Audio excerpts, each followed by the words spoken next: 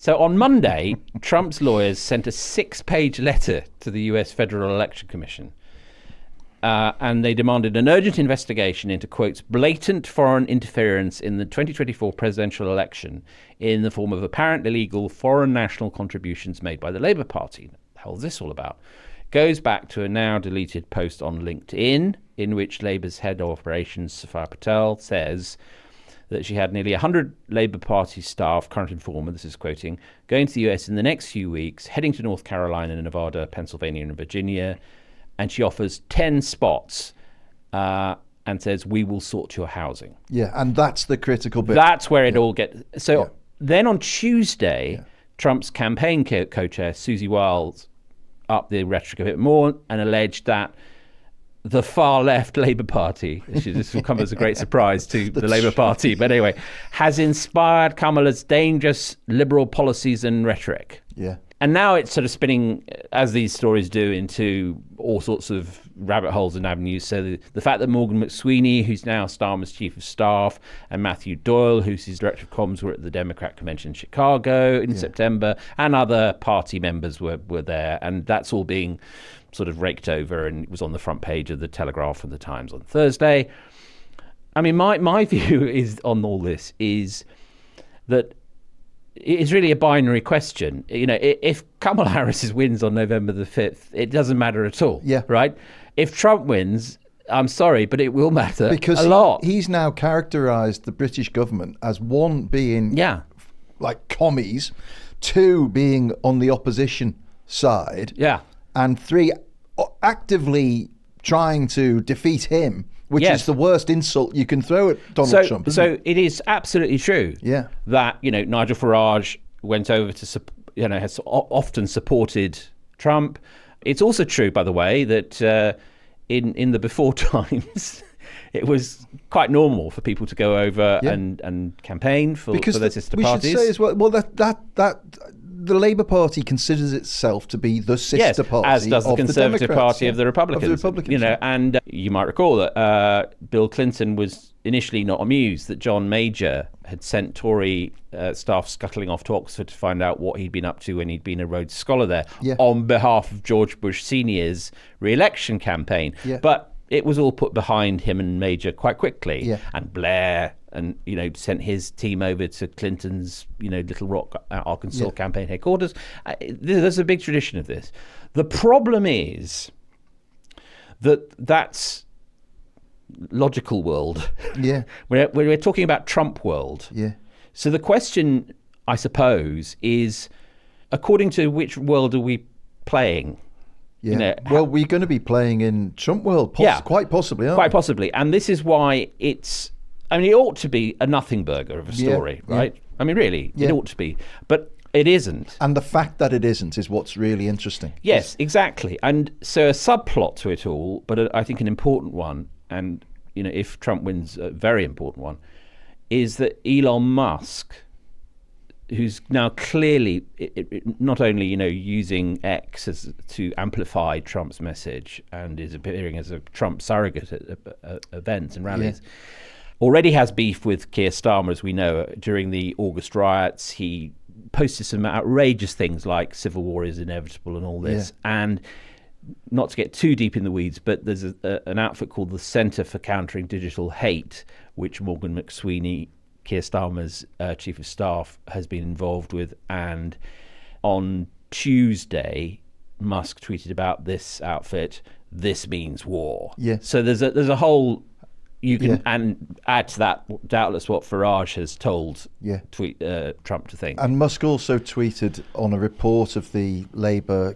activists going over to knock on doors for Kamala. He tweeted, "This is illegal," and then he took it down when somebody pointed out that no, it's not illegal at all. I can't see the illegality. But where the illegality is potentially is in the payment of expenses, including the flights. So when she used the phrase "we'll put you up," that then takes it into payment in kind, or a foreign body influencing an election. Now, you know, the scale of it and the nature of it, I mean, it's, it tends to be quite junior activists going to learn something about another country's democracy, and in normal times it's a good thing, and to be applauded. The problem is, this is emphatically not a normal election. I mean, first of all, for quite a while now, the whole question of international election interference in US elections has been toxic. So, I mean, we all remember,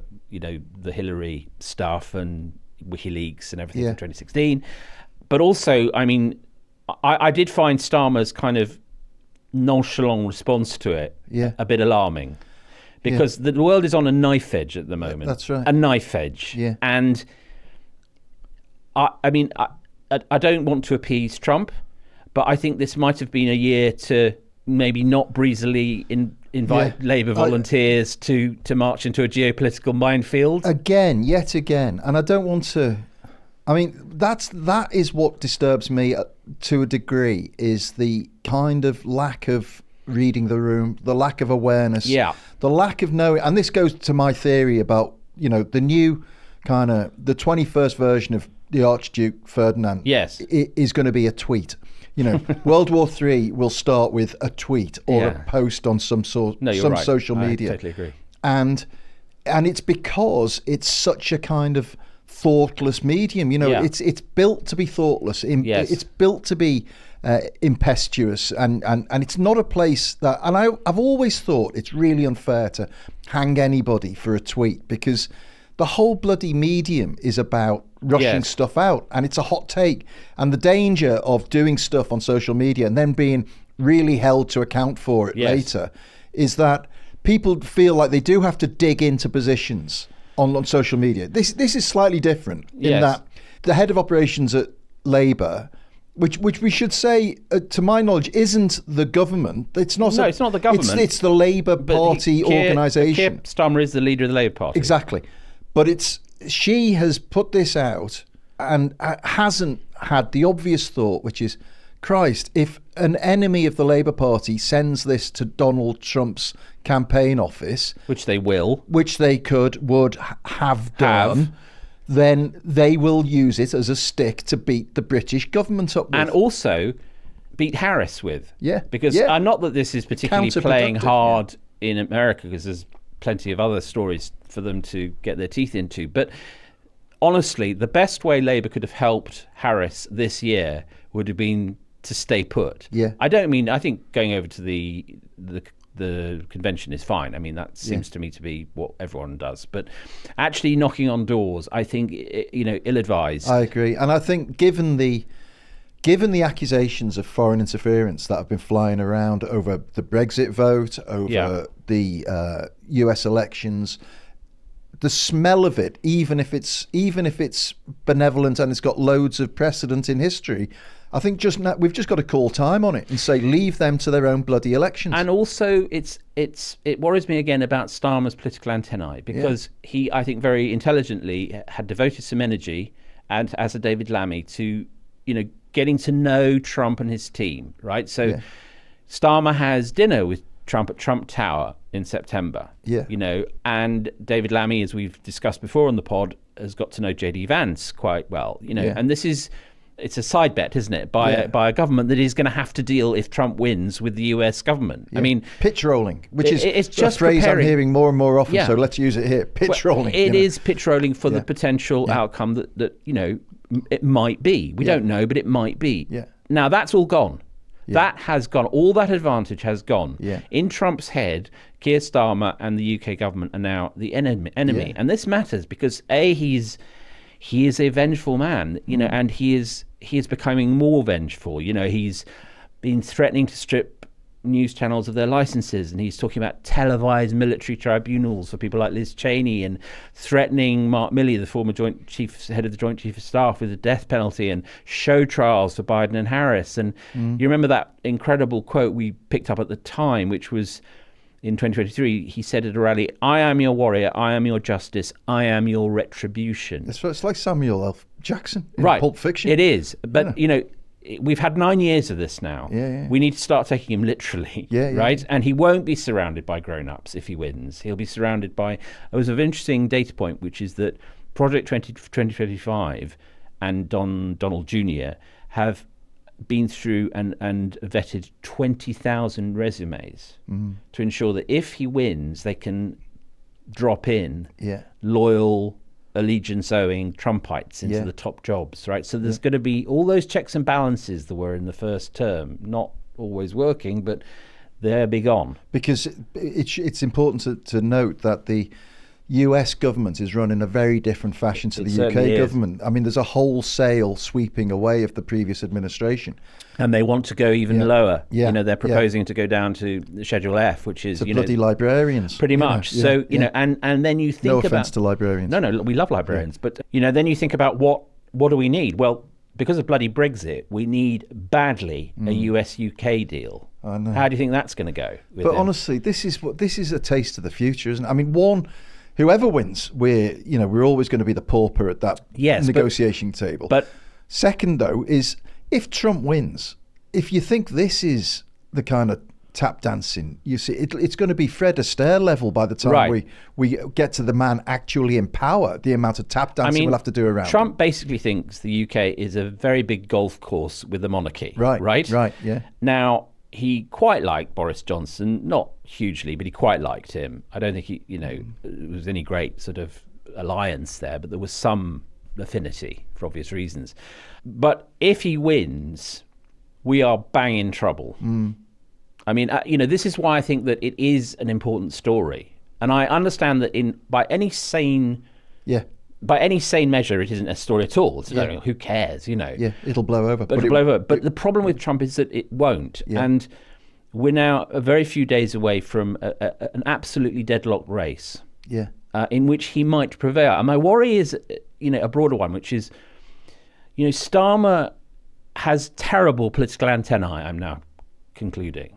I think the reaction to the freebies, the winter fuel allowance, and now this, he doesn't see danger coming. We may yet, after the budget, say what a fantastic technocratic government this is in other respects. I don't know. We'll have that discussion next week. But in terms of just those raw political instincts, he's not there. He has not got that sense of danger. Of danger. That's what it is. Because this is, if Trump wins, we would be anyway quite a small player in his, and Farage would be his point man in the UK anyway. Yeah. Now, we risk being completely out in the cold over, frankly, nothing. By the way, on the point of foreign interference, you can bet your life Nigel Farage has been WhatsApping, emailing, phoning. Oh, yeah. Trump no. saying, look, nail them on this, kick them on this, you've got them on this, I'm not, all this is totally unfair. But to be honest, so what? Yeah, I know, but if what I've just said is true, and I'd bet it is. Oh, I'm sure you're true. Then how unpatriotic of the man of course. to do that. That you're dealing with an individual who paints himself as a patriot, but would happily sacrifice Britain's interests for his own personal aggrandizement. 100%. And I think this is what we've talked about a lot of the podcast, and is in the New European every week, is the sense that in this post-Brexit era, one of the great problems is this global network of strongman stroke populist stroke autocratic leaders, not all of whom are in positions of power, but who talk to each other all the time. Yeah. And that's what we're up against. We were on Michael Wolff's very good podcast, Fire and Fury. It was great fun. And he was very interested in Farage, and he said, because ostensibly Farage just looks like a bit player. So why should Americans be worried about Farage, or why should we be worried about Farage? And we said that that he is so well connected with Trump and people like Steve Bannon. And Michael said that he had actually sat in a hotel room with Bannon and Farage, just the three of them. Yeah. And he said only two of us were sober. So, but that, if people think that there's not a concerted, networked effort to undermine the establishment, they would call it, we could call it the government, then they're crazy. There is, absolutely on it. There is a global movement now of populist nationalists of various sorts and various origins, but what they have in common is an indifference to the old international post-war order and to most of the aspects of liberal democracy that we hold dear. That's the stakes. Yeah. So this is why I understand why people are saying this is just a storm in a teacup, but guess what? That's what Trump does. Yeah. He is he is the storm. He is the storm. He turns everything into a storm. We are the teacup. And we are the teacup, and I'm afraid that being if he wins, and God, I hope he doesn't, but if he wins on November the 5th, Starmer is going to really have to understand I hope there are people around him who can, explain to him how to deal with Trump. Yeah. Because it is not an easy thing to do. No.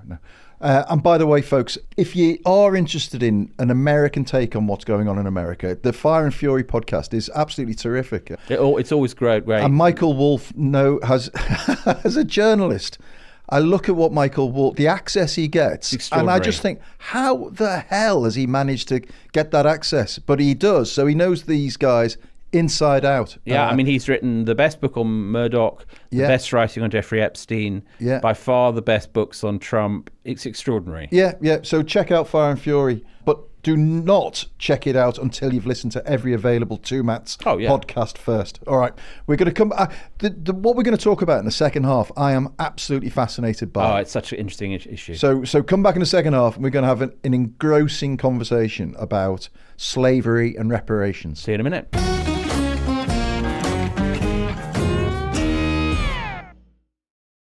Right, Matt, there is an extraordinary ethical dilemma. Yes. Coming down the tubes like a train at Keir Starmer, whether he likes it or not. He's not having a good week, is he? So he's at a meeting at the Commonwealth. Yes, in Samoa. And every other Commonwealth nation has decided now is the time. 56 countries. Yeah, to tell Great Britain, you owe us. What you owe us for are centuries of activity and prosperity, slavery, made out of slavery, right? And you're going to pay us. Yeah. And Starmer, like the Tories before him, are saying, no, we're not. It's not the right thing to talk about. Now, what's your take on it all? I am a convert on this because I always thought, no, it's ridiculous. But then I read, and I recommend it, and we'll put it in the show notes, an essay in The Atlantic by Ta-Nehisi Coates, which was actually written in 2014. It's 10 years old. And it sets out at quite some length the case for reparations in the American context. But what it does is it knocks down one by one in the most beautiful and elegant fashion all the arguments against, at least in principle. Yeah. Because what he says, and I can't do justice to what is a very long and nuanced article, but in the American context, what he argues is, no, it's not just about what happened when people were actually enslaved.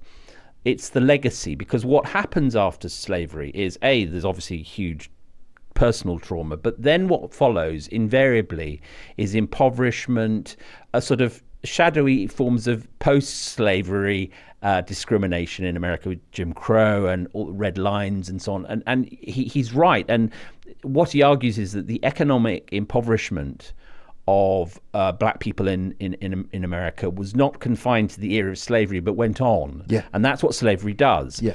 And by the end, you think, oh no, I see this. And he very fairly says, look, I don't know how this would be done in practice, but I do know that the moral case is, for me, Ta-Nehisi Coates, unanswerable. And it was one of those pieces, and you sometimes have this, where you think, oh no, actually that is right. Yeah. And so I have come round to it. I don't have an answer. I'm quite clear on it that we should pay. Yes. And the reason I'm clear on it is that the German government has paid 68 million euros to relatives and victims of the Holocaust. Yeah.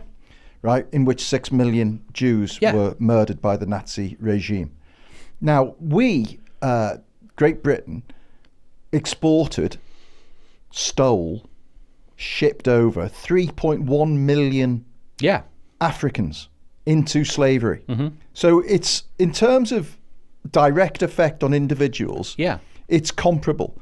And we built an empire on the back of that, because what was being shipped back on that slave triangle of shipping from Liverpool, the ships would go from Liverpool to the coast of Africa, where they would be loaded with slaves. They'd be taken to the West Indies, the Caribbean, to America, to Brazil, and the ships would be stuffed full of cotton, tobacco, and other commodities, which were then taken back and started the great wealth and prosperity in the Industrial Revolution, and fed our capacity to be the wealthiest nation on earth. And I think morally, when you look at that equation, we are in a massive debt to because of what we've done. And what the biggest irony of this whole thing that strikes me is, it's not true to say that we've never paid compensation for slavery, because in 1837 we paid the equivalent of £16 billion in compensation, not to slaves, but to slave owners. Yes, absolutely, yeah. We were very quick to compensate slave owners when we ended the trade. Yeah. But we did nothing for the slaves. Oh, no, absolutely not. Absolutely I mean, despicable. it seems to me that this is one of these great sort of moments, what Americans called inflection points, where a debate is starting to turn. And all of the Commonwealth heads of government are asking for, by the way, is a debate. They're not asking, at this summit we want a sum. And so I agree with you. I think Starmer is absolutely morally obliged to let them have it. I mean, they're going to have it anyway, right? This is the quote from the guy, the Bahamas guy, said, they don't want to talk about it, but we're going to talk about it. Well, and they will have to. They will come around to talking about it. Totally understand. Now, once you get to that point, it then gets incredibly complicated. I mean, one unwelcome. A lot of people get very angry when you mention this, but it's the truth. Is that there were more slaves taken to Arab nations in that period than to the West. Yeah. Right? So what's sauce for the goose is sauce for the gander. Yeah. Right? And I'm not expecting the Arab nations to leap to attention and say, oh, okay, how much?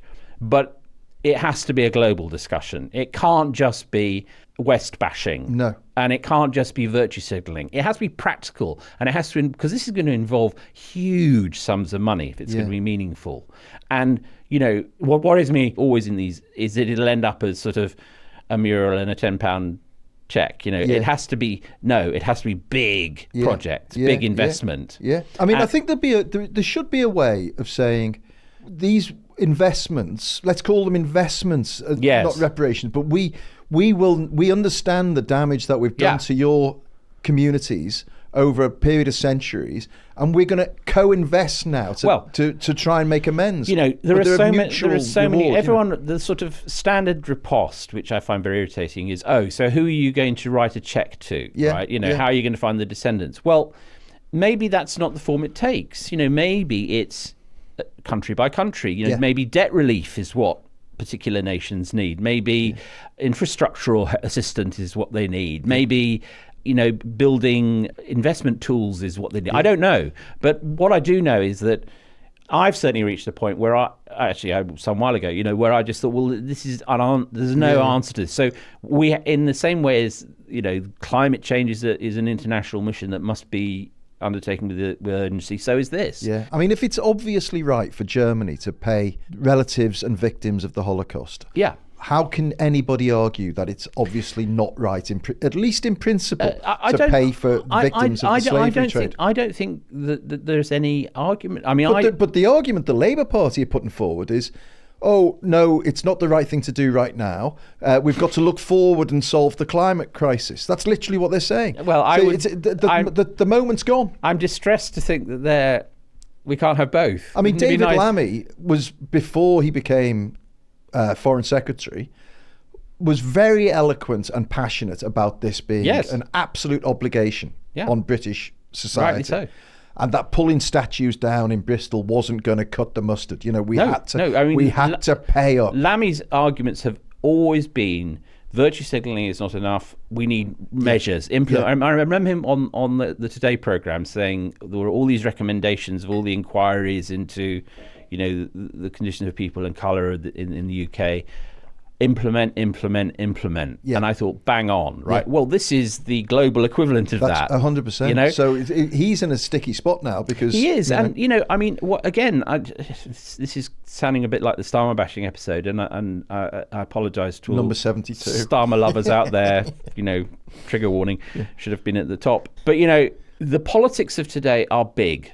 I think I can't remember if it was Gordon Brown borrowing it from Obama or how it happened, but it was just when the issues got big, the politics got small. There's a really good line that's great, yeah. And I do feel that, which is thundering around the world, and this is one of them, are these huge moral challenges, whether it's climate change, whether it's technology, whether it's reparations, they're big population mobility, these are big mind expanding. Yeah.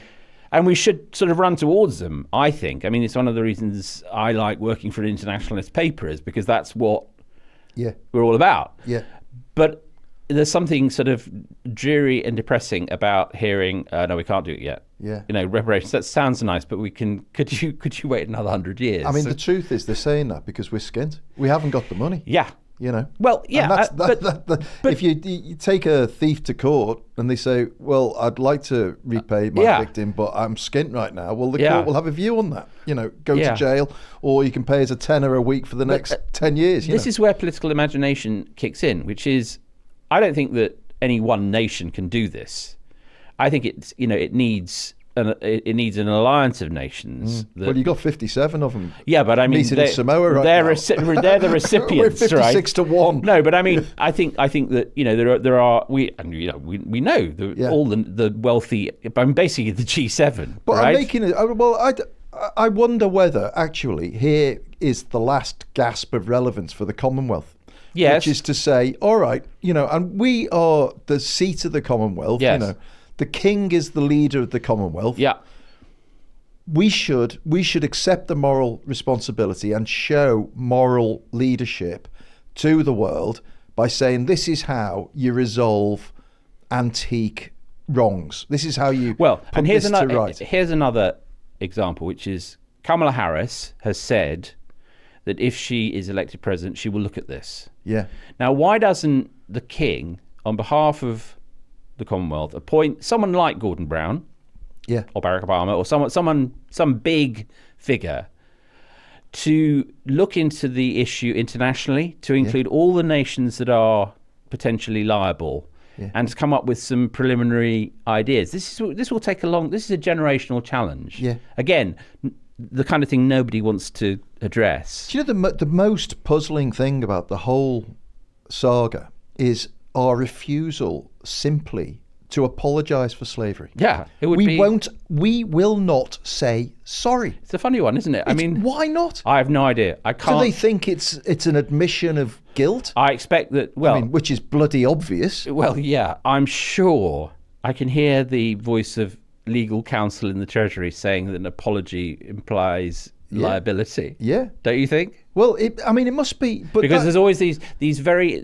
I never quite understand the differences, but I do know that Whitehall always agonises over the difference between regret and apology. Yeah, right. So if you express regret for the bombing of Hiroshima, you're not liable for all the things that happened as a consequence. And do you know what? But if you say I'm really sorry about that, then it's okay.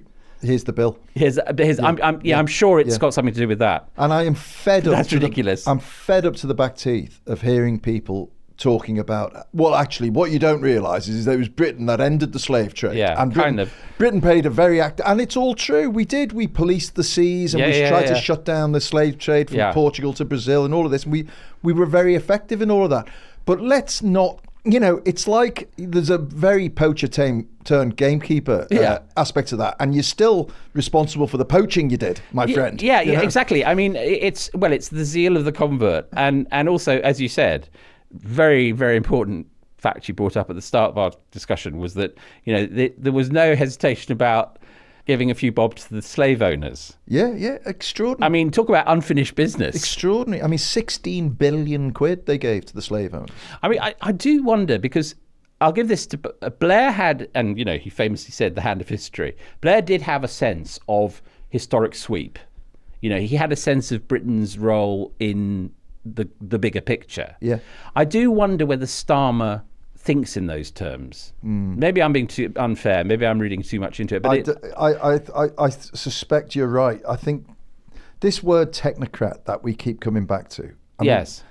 It does mean a kind of sort of monolithic approach to government that is just about efficiency and getting stuff done and making sure there's no catastrophes and all.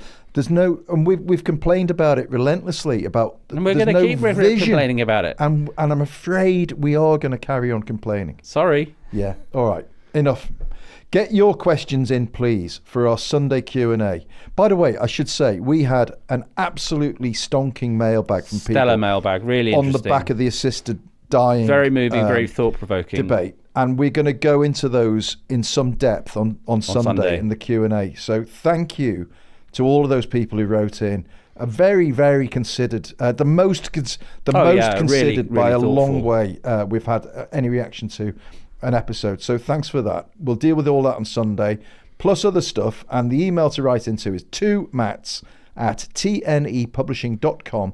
That's the number 2, MATTS @tnepublishing.com. Or you can leave a comment on Spotify, just like Andy Delamere did, who said, after our Kamala comments last Sunday, Bernie Sanders had a narrative. Well, yeah, I suppose he did. Yeah, he did. Jeremy Corbyn had a narrative. Yeah, I mean, lots of people have bad narratives. Yeah. But he's right. Yeah. I mean, fair play. Some narratives are best left in the works of fiction. Yeah, I mean, but it is the case that Bernie had a narrative. I will grant him that. Don't forget our subscription offer. You get your free packs of Christmas cards. They're very funny. If you haven't seen them, you can see them on our Twitter feed or on our website. The words ho ho ho do spring to mind. Yeah.